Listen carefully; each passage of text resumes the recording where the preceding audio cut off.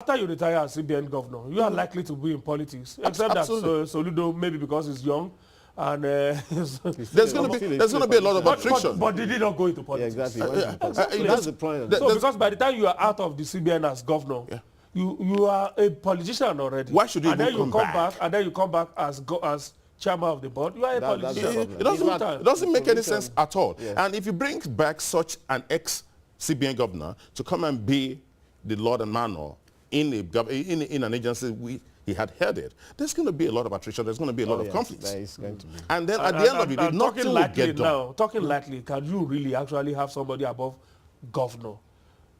By whatever name called chairman, absolutely inferior to the title of governor. Let me interject here. I think in my own research, I think I came across a certain document whereby I think in Thailand, they're trying to do this kind of thing in terms of bring the chairman. I'm not sure they have succeeded yet.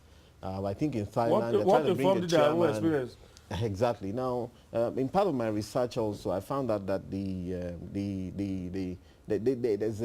text says that when there's a economic crisis, as the world has seen in the last 2 years or 3-4 years, that there's always a likelihood that the CBN will have to, or the central bank, any central bank will have to take a lot of actions to intervene in the market, which will tick off the political people. In fact, it is there in the text that usually when it happens like this, the central bank has to intervene here, do this, do that, and then the politicians will say, look, what's going on?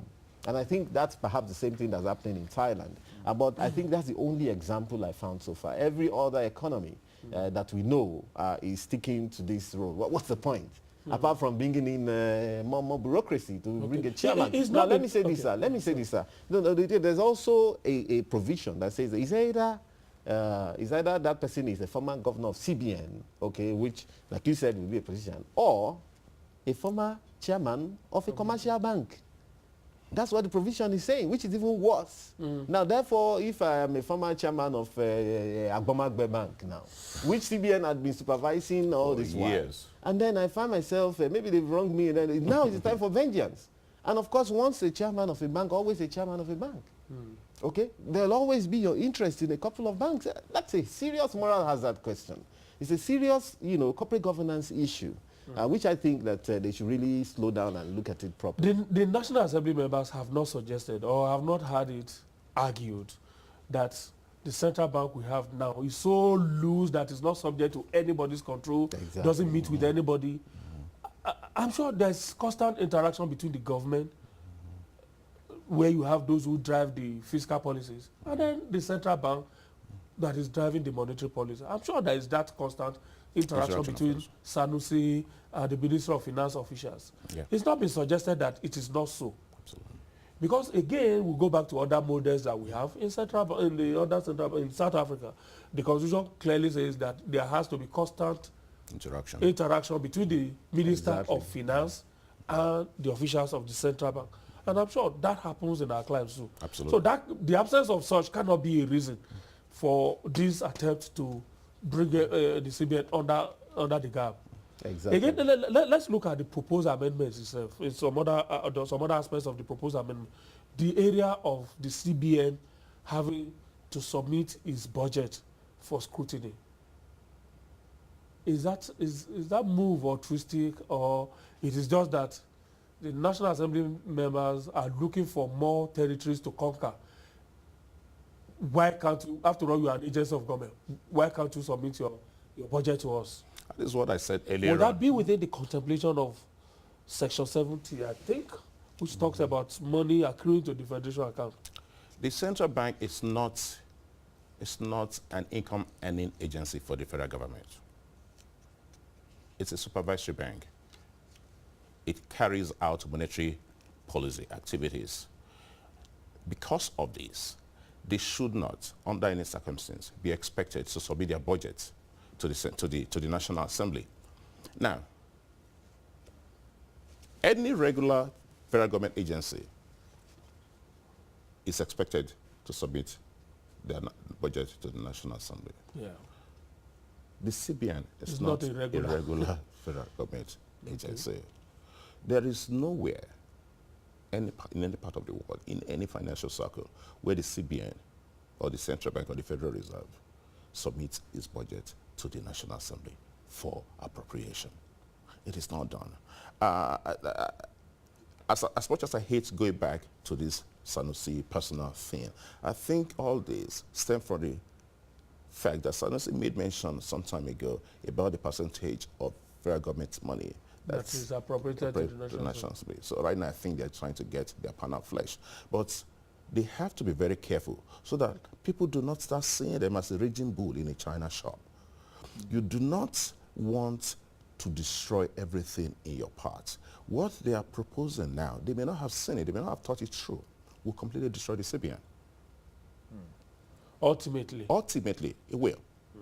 Okay. Lastly, Tope, let me go back to the issue of the House version of this amendment is much more sinister. If you can permit the use of that word, than the Senate version. The Senate are probably saying, bring your budget, let us see it. Well, again, they didn't say whether it is just bring your budget for the purpose of us citing it.